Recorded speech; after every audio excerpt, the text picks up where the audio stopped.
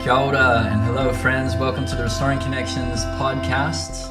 I am Matthew Dawson and we are diving into all kinds of topics in this podcast around the healing and strengthening of your most important relationships. We tend to center around four main things: personal responsibility, proactive care, powerful communication, and healthy boundaries.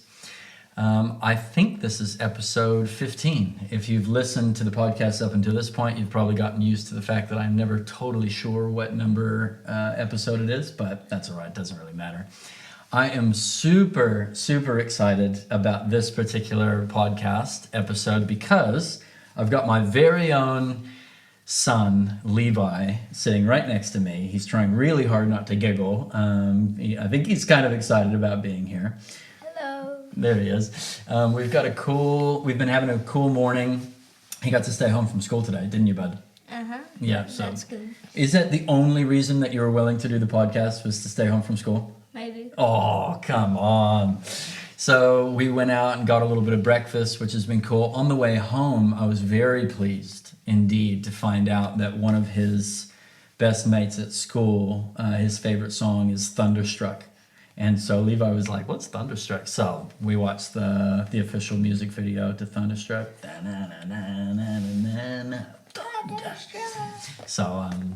So we've had a very classy morning. Yeah. Actually. It was awesome. Okay, so the title of this episode, what we thought would be a good title was, "Can My Fear Be Your Problem?" Which is something that I think we can all kind of relate to. It's a little bit tongue-in-cheek, but the idea that we want to dive into is really around, the discussion we want to dive into is around owning the fears that we struggle with individually, rather than, because something's got to happen with that fear. Fear creates tension. And somebody's got to, bend to that, right?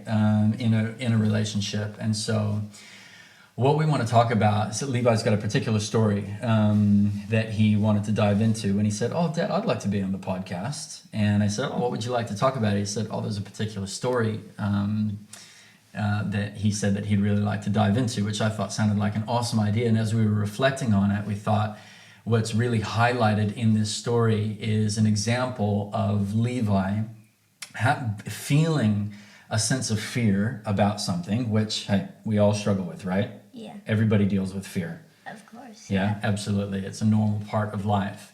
But not everybody chooses to deal with their fear. And so this story is a really cool example of somebody, in this case it's Levi, owning what he was afraid of and dealing with it, getting the healing that he needed, replacing that fear with courage, rather than making his fear someone else's problem to deal with. Because quite often what happens in a relationship is, like we talked about the example of, let's say I'm the kind of person that really struggles with a fear around rejection. And so in my relationships, the closer you get to me, the more I'm afraid that eventually you will reject me.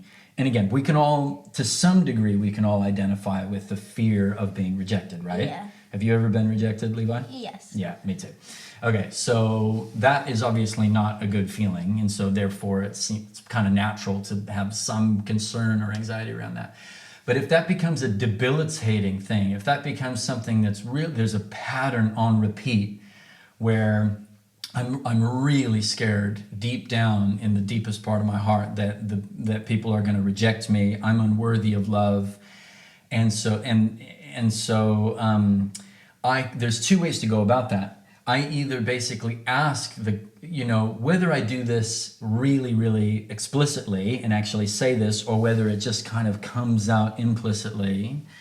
I either ask the people around me. I might say, I need you to reassure me constantly that you're never going to leave me, and I need, every single day, and I need you to never tell me the truth about if I do something that you don't like, because that's going to trigger this fear of rejection that I have. And so I'm asking you to modify your behavior to cater to me being afraid, right? And so that way I get to keep my fear and you change your behavior so that I don't have to deal with my fear. Obviously not a particularly healthy way of relating, because it's not sustainable. Eventually that's going to get really frustrating. It might work for a bit, but long term what makes a relationship healthy is when you've got two people who fully own their fear. Because whose is your fear? Who does your fear belong to?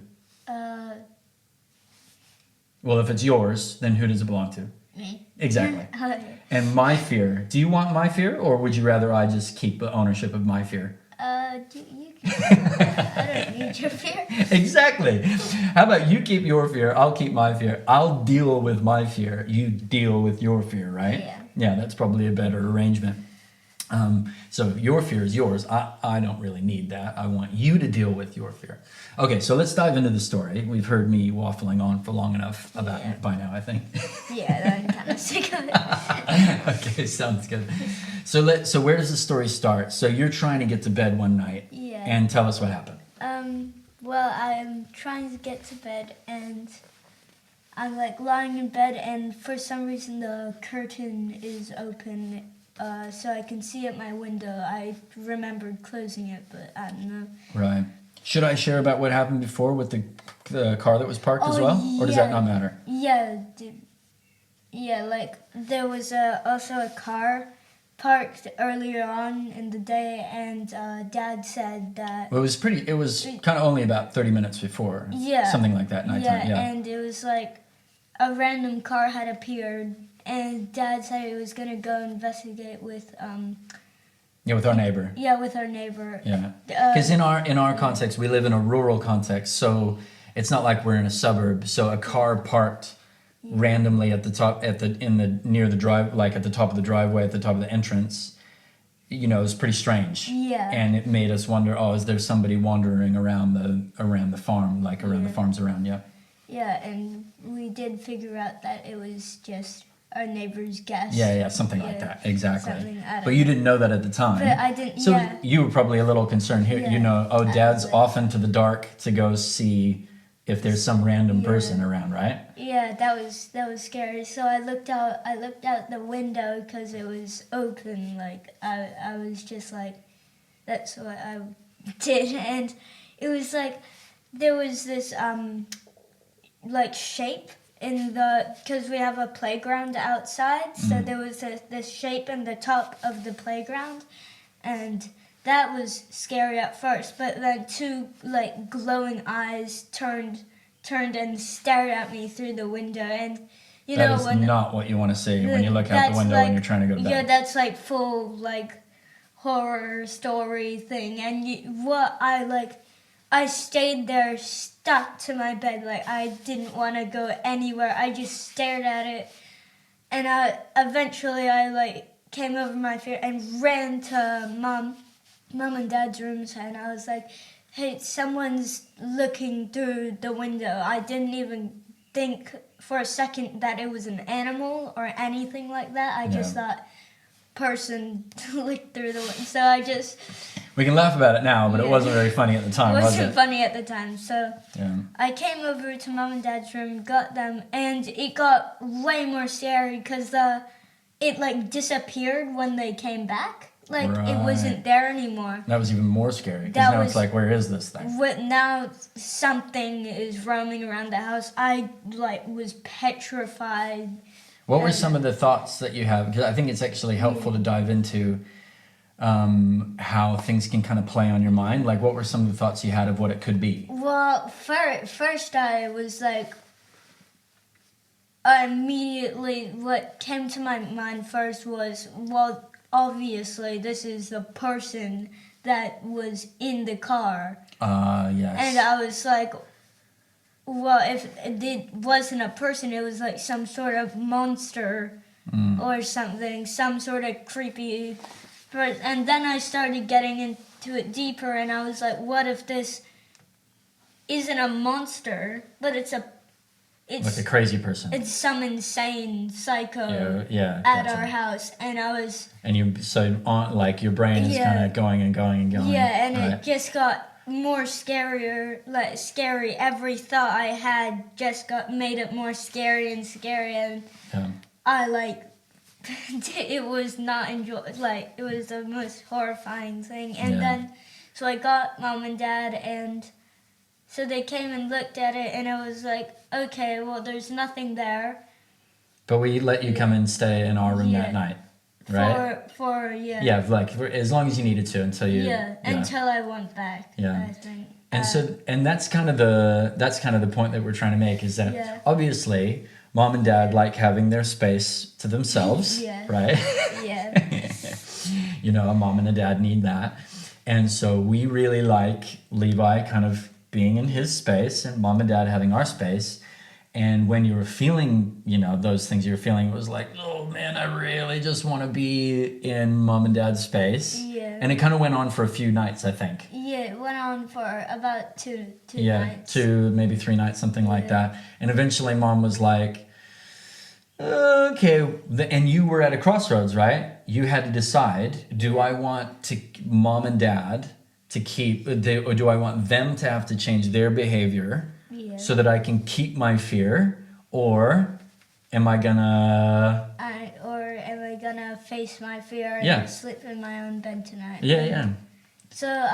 And not just like be terrified and alone, but actually deal with it and get to the bottom of it and replace that fear with what? Something better, like a possum, like love or like courage. But yeah, I see what you mean. Like the story in your head has to change, right? Yeah. So. Yeah. So tell us what happened a few nights later. So I was like in my room ready to get to bed, and I was really scared and stuff, like, because I had decided to sleep in my own bed that night, and I was like, Mom, can I please leave the hallway light on? Please. And she was like, no, I couldn't get this. So we did this thing. She went onto the couch. She probably gave you a choice, eh? She's like, how about instead of doing that, how about we actually get the healing that we need? Yeah. Right? And Mom's pretty awesome with that kind of thing. Yeah, so she said to put your hands on your heart and kind of grab the scary things and throw them away, like motion your hand, throw them away. And so I did that, and all of a sudden I just started laughing. And I don't know, it was like crazy. And I thought, wow, like that's insane. Yeah. Like, how would that happen? Yeah. Like, it's just weird. It was like you exchanged something. Yeah. Like when you go to Macca's, you give them $10 and they give you your food. It was the same. It was like you gave away your fear and exchanged it for what? Joy? Yeah. Yeah. Yeah. Which one's better? Do you regret making the exchange? Do you wish that you'd kept your fear? No. No, definitely not. That fear sucked. Yeah, totally. And so that story, again, it comes back to this idea that you had a crossroads, the fear that you were experiencing, which is, it's normal. Fear is a part of life. You know what I mean? Yeah. And I think for you to have the courage to actually do something about that is really admirable. And it starts with not condemning yourself. Imagine if you were just like, oh, I'm afraid, and now I'm condemning myself. I feel like I suck because I'm afraid. And then it's like, I suck and I'm afraid, and I suck and I'm afraid, and I suck and I'm afraid. And we go round and round and round and round and round. Things get worse and worse. Whereas if you kind of go, do you know what? Yeah, I'm afraid. Yeah. It is what it is. That's where it starts, right? Yeah. And you go, okay, well, how about I do something about it? Yeah. And then you did do something. And you asked for help. Yeah. And you got the help that you needed, which was epic. Yeah. And how has it been? And how has it been since then? It's good. Like, I don't. Oh yeah, because you came away with the clarity that actually it really probably was just a possum. Eh? Yeah, it was just, I had no idea that possums had glowing eyes. Right. Yes, but they do. Yeah. Yeah, that's why. Like, if I did know that, I was probably gonna think, oh, that's just a possum. But I had no idea that animals could have, except for cats. That's the only animal that had glowing eyes in the dark. And it could be a cat. I don't know. Yeah, but I had no idea possums had glowing eyes, and I was like, whoa, like I wouldn't have a clue. Like, Yeah. And that's a good point too. Sometimes the way that we overcome fear is with understanding. yeah, You got some understanding. You got some Yeah. truth. Oh yeah, flip. That probably was a possum because possums do have, their eyes can glow if the light shines on them, at night and that Yeah. kind of thing. And so you got some understanding, and then you also had that experience that you had in your heart, both of Yeah. which are really helpful, eh? yeah, Yeah. And now you're back to being able to be in your room. Mom and dad can have their space. yeah. Mom and Dad can have their very lovely space. Yeah, And it builds the connection between us. It actually builds trust between us yeah, that we know that you don't want us to own your fear. You're going to own your fear, and you're going to do something about your fear. And that's what we want in a healthy relationship. yeah, It's not to say, oh, this relationship needs we need to never experience fear. Of course we're going to experience fear. yeah, What makes it work is that I own when I'm afraid of something. Do you know what I get afraid of, Levi? I'm not sure if you even know this. no, But what I often get afraid of in my relationships, I get afraid of the feeling of being unworthy, the feeling of being like I haven't done enough, I'm not good enough. Some people have their fear tends to be around being alone. They feel like I'm alone. Even when they're not alone, they feel like they're alone. yeah, And other people might have a fear of being trapped. Like, oh, no matter what, I always feel like I'm trapped. I feel like I'm powerless. I don't struggle with those, but my fear tends to be around feeling like I'm unworthy, I haven't done enough, I'm not good enough, that kind of thing. And so sometimes, and Mom would be able to, talk to us about this, sometimes in my relationships, maybe without even knowing, I've wanted people to try to make up for that fear and relate to me in a way that kind of makes up the difference. You know what I mean? And kind of they own that and reassure me of things and and don't tell me the real truth about what you really feel. But I've had to learn the hard way. I got to own that fear. That's my fear. And I got to deal with that myself. yeah, So you're my role model now. yeah. I'm the role model. Kind of, just kidding. I don't want to put that pressure on you. Cool. Any last comments before we sign off?